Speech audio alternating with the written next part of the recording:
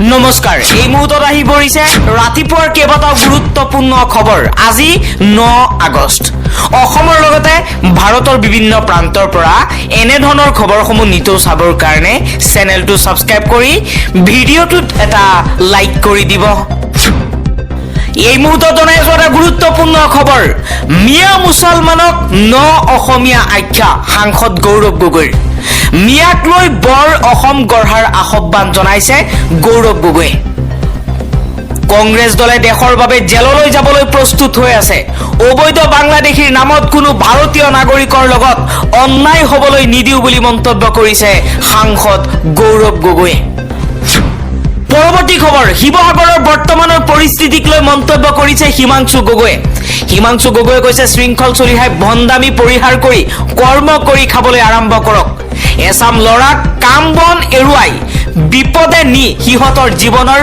বহুমূলীয়া সময়বোৰ অপচয় নকৰিবা বুলি মন্তব্য কৰিছে হিমাংশু গগৈয়ে লগতে কৈছে যে গাত 100 গ্ৰাম মাংস লৈ ভাষা জ্ঞান সামাজিক জ্ঞান ভৌগোলিক জ্ঞান নথকা কিছুমানে কেনেকৈ পাহৰিছে জাতীয় সংগঠনৰ নামত উদ্ভণ্ডালি কৰি সমাজখন বিহাক্ত কৰিবলৈ নিশ্চয় শাসকৰ আশীৰ্বাদ পুষ্ট ইহঁতবোৰ আন এটা খবৰ অসম চৰকাৰে বিদেশী ন্যায়াধিকৰণত অবৈধ হিন্দু বাংলাদেশীৰ বিৰুদ্ধে চলি থকা গোচৰ প্ৰত্যাহাৰ কৰিবলৈ জাৰি কৰা নিৰ্দেশনাৰ বিৰোধিতাৰে বিশ্বনাথ জিলা ছাত্ৰ সন্থাৰ উদ্যোগত বিশ্বনাথ চাৰিআলি তীব্ৰ প্ৰতিবাদী কাৰ্যসূচী সমগ্ৰ অসমতে প্ৰতিবাদী কাৰ্যসূচী পালন কৰা হ'ব বুলি মন্তব্য কৰিছে বিশ্বনাথ চাৰিআলিৰ পৰা এই হুংকাৰ দিছে ছাত্ৰ সন্থাৰ ফালৰ পৰা হিন্দু বাংলাদেশীসকলক ভাৰতত নাগৰিকত্ব দিবলৈ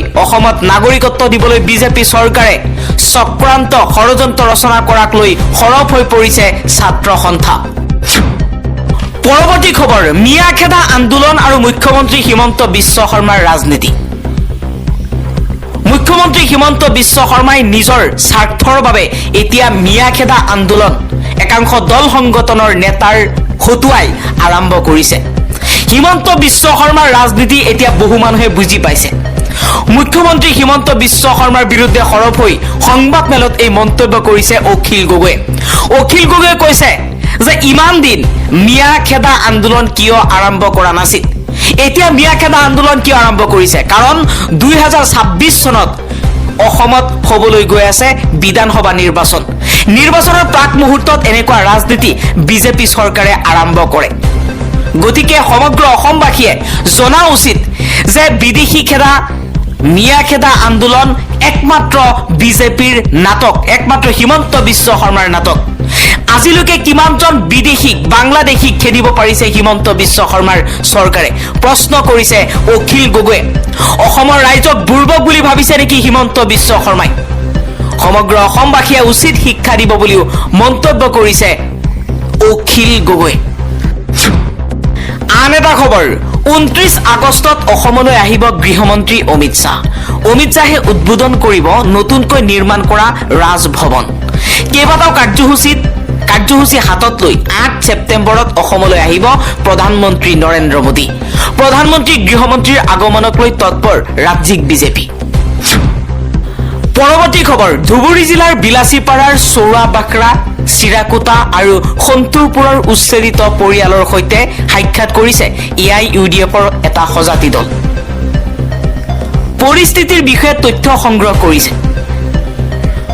লগতে AIUDFৰ বিধায়কসকলে কৈছে যে এই ভাৰতীয় লোকসকলক অমানৱীয় উচ্ছেদ কৰাৰ বাবে আমি আদালতৰ দ্বাৰস্থ হ'ম আৰু এইসকল ভাৰতীয় লোকৰ হৈ আমি যুঁজিম হিমন্ত বিশ্ব শৰ্মাৰ চৰকাৰে হিন্দুৰ ভোট পাবলৈ এনেকুৱা চক্ৰান্ত কৰি মানুহক আজি মুকলি আকাশৰ তলত থাকিবলৈ বাধ্য কৰাইছে বহু লোকে এনে যন্ত্ৰণাত পৰি আত্মহত্যাৰ দৰে পথ বাছি লৈছে হিমন্ত বিশ্ব শৰ্মাই মিয়া মুছলমানক এইদৰে শেষ কৰিবলৈ চেষ্টা চলাইছে কিন্তু মিয়া মুছলমান এনেকৈ শেষ নহয় বুলি মন্তব্য কৰিছে হিমন্ত বিশ্ব শৰ্মা শেষ হৈ যাব হিমন্ত বিশ্ব শৰ্মাৰ চৰকাৰ শেষ হৈ যাব কিন্তু অসমৰ পৰা শেষ কৰিব নোৱাৰে মিয়া মুছলমানক কাৰণ মিয়া মুছলমান এইখন অসমৰ সন্তান আৰু ইয়াতে জন্ম লৈছে ইয়াতে মৰিব ৰাজনীতিৰ বাবে ইমান তললৈ নামি যি ঘৃণনীয় এটা বাতাবৰণ সৃষ্টি কৰিব বিচাৰিছে তাৰ বাবে এদিন হয়তো হিমন্ত বিশ্ব শৰ্মাৰ নামতো সেই হিটলাৰ নামটো লগোৱা হ'ব। পৰৱৰ্তী খবৰ, পেলেষ্টাইনৰ গাজাৰ 2000 আহত লোকক চিকিৎসা প্ৰদান কৰিব ইণ্ডোনেছিয়াৰ চৰকাৰে। ইণ্ডোনেছিয়াৰ ৰাষ্ট্ৰপতিৰ মুখপাত্ৰই কৈছে ইণ্ডোনেছিয়াই গাজাৰ 2000 আহত লোকক চিকিৎসা কৰিব। এই লোকসকল কেনেকৈ ইণ্ডোনেছিয়াত উপস্থিত হ'ব সেয়াও এতিয়াও জনোৱা হোৱা নাই। ইণ্ডোনেছিয়াই কৈছে যে ছিংগাপুৰৰ দক্ষিণে থকা গলাং দ্বীপত দেশখনৰ প্ৰতিৰক্ষা আৰু বৈদেশিক মন্ত্ৰণালয়ৰ সমন্বয়ত চিকিৎসাৰ সুবিধা স্থাপন কৰা হ'ব। ইয়াৰ পূৰ্বে ৰাষ্ট্ৰসংঘই এই দ্বীপত ভিয়েটনাম শৰণাৰ্থীক আশ্ৰয় দিছিল আৰু মহামাৰীৰ সময়ত কোভিড ৰোগীৰ চিকিৎসাৰ বাবে তাত এখন চিকিৎসালয় স্থাপন কৰা হৈছিল। আন এটা খবৰ, অমুছলমান বিদেশীৰ বিৰুদ্ধে গোচৰ প্ৰত্যাহাৰৰ নিৰ্দেশ, অসমত কা প্ৰয়োগ কৰাৰ এক পদক্ষেপ। হিমন্ত বিশ্ব শৰ্মাৰ চৰকাৰৰ বিৰুদ্ধে সৰব হৈ পৰিছে DYFI। বিজেপি চৰকাৰৰ এই পদক্ষেপক অসম বিৰোধী আৰু সাম্প্ৰদায়িক আখ্যা দিয়াৰ লগতে ইয়াক তৎকালে প্ৰত্যাহাৰৰ দাবী জনাইছে। অসমৰ নাগৰিকত্ব সম্পৰ্কত উচ্চতম ন্যায়ালয়ে 1971 চনতেই ভিত্তিবৰ্ষ হ'ব বুলি স্পষ্ট ৰায় দিয়াৰ পাছতো বিজেপি চৰকাৰে CAAৰ অধীনত 2014 চনৰ 31 ডিচেম্বৰলৈ ৰাজ্যখনত প্ৰৱেশ কৰা অমুছলমান প্ৰতিজন ব্যক্তিক নাগৰিকত্ব দিয়াৰ বাবে উদ্যোগ লৈছে। গোচৰ প্ৰত্যাহাৰৰ নিৰ্দেশ এই উদ্যোগৰেই এক অংশ বিশেষ। শৃংখল চলিহাৰ বিৰুদ্ধে কঠোৰ ব্যৱস্থা গ্ৰহণ কৰিছে বীৰ লাচিত সেনাৰ কেন্দ্ৰীয় নেতৃত্বই। মুখ্য সচিব ৰন্তু পানী ফুকনৰ কঠোৰ নিৰ্দেশনা শৃংখল চলিহাক। সকলো দলীয় কাৰ্যসূচীৰ পৰা বিৰত থকাৰ নিৰ্দেশনা। সামাজিক মাধ্যম সংবাদ মাধ্যমত মন্তব্য নকৰিবলৈও নিৰ্দেশনা জাৰি। এমাহৰ বাবে শৃংখল চলিহাৰ বিৰুদ্ধে অনুশাসনমূলক ব্যৱস্থা। শিৱসাগৰত শৃংখল চলিহাই মিয়া খেদাৰ নামত যি উশৃংখলতাৰ সৃষ্টি কৰিছিল তাৰ বাবে কঠোৰ ব্যৱস্থা গ্ৰহণ কৰিছে বীৰ লাচিত সেনাৰ কেন্দ্ৰীয় নেতৃত্বই। এই মুহূৰ্তত দেখুৱাইছো শৃংখল চলিহালৈ প্ৰেৰণ কৰা নিৰ্দেশনা। শৃংখল চলিহাক কোৱা হৈছে যে আপোনাক আজিৰ তাৰিখৰ পৰা কাৰ্যকৰী হোৱাকৈ অহা 8 ছেপ্টেম্বৰ 2025 তাৰিখলৈকে আপোনাক সামাজিক মাধ্যম সংবাদ মাধ্যম আৰু সংগঠনৰ সকলো ধৰণৰ কাৰ্যসূচীৰ পৰা বিৰত থাকিবলৈ নিৰ্দেশনাৰ জৰিয়তে সাময়িক বিশ্ৰাম প্ৰদান কৰা হ'ল। এই সময়ছোৱা আপোনাক আপোনাৰ পৰিয়ালৰ লগত সময় অতিবাহিত কৰিবলৈ সুযোগ আৰু পৰামৰ্শ প্ৰদান কৰা হ'ল। পৰৱৰ্তী খবৰ, ভোট চুৰি কৰি প্ৰধানমন্ত্ৰী হৈছে নৰেন্দ্ৰ মোদী। নিৰ্বাচন আয়োগে আমাক তথ্য দিয়ক, আমি প্ৰমাণ কৰি দিম। নিৰ্বাচন আয়োগৰ বিৰুদ্ধে সৰব হৈ এই মন্তব্য কৰিছে ৰাহুল গান্ধীয়ে।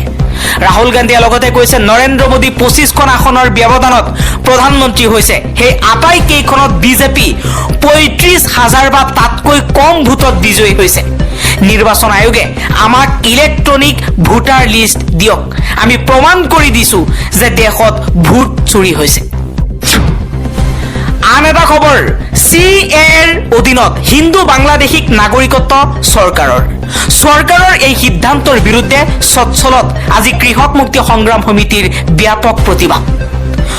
মুখ্যমন্ত্ৰী হিমন্ত বিশ্ব শৰ্মাৰ বিৰুদ্ধে কৃষক মুক্তি সংগ্ৰাম সমিতিৰ নেতা আকাশ দলে কৈছে যে মিয়া খেদা অভিযানৰ নামত 69,500 জন বিদেশী হিন্দু বঙালীক স্বদেশী কৰিবলৈ নাটক ৰচনা কৰা হৈছে নেকি? এফালে মিয়া খেদাৰ নামত নাটক কৰিছে, আনফালে হিন্দু বঙালীক নাগৰিকত্ব দিবলৈ চেষ্টা চলাইছে CAAৰ জৰিয়তে হিমন্ত বিশ্ব শৰ্মাৰ চৰকাৰে। আন এটা খবৰ, পাকিস্তান আফগানিস্তান আৰু বাংলাদেশৰ পৰা 2014 চনৰ আগত অহা মানুহখিনিক হিন্দু বঙালীক নাগৰিকত্ব আইনেই সুৰক্ষা দিয়ে। তাত ৰাজ্য চৰকাৰৰ নতুনকৈ ক'বলগীয়া একো নাই। CAAৰ অধীনত হিন্দু বাংলাদেশীক নাগৰিকত্ব দিয়াৰ প্ৰসংগত মুখ্যমন্ত্ৰী হিমন্ত বিশ্ব শৰ্মাই এই মন্তব্য কৰিছে। মুখ্যমন্ত্ৰী হিমন্ত বিশ্ব শৰ্মাৰ মন্তব্যৰ পৰা স্পষ্ট হৈছে 2014 চনৰ আগত অহা বাংলাদেশ, পাকিস্তান, আফগানিস্তানৰ পৰা অহা হিন্দু বাংলাদেশীক হিন্দু মানুহখিনিক নাগৰিকত্ব দিবলৈ চেষ্টা চলাইছে।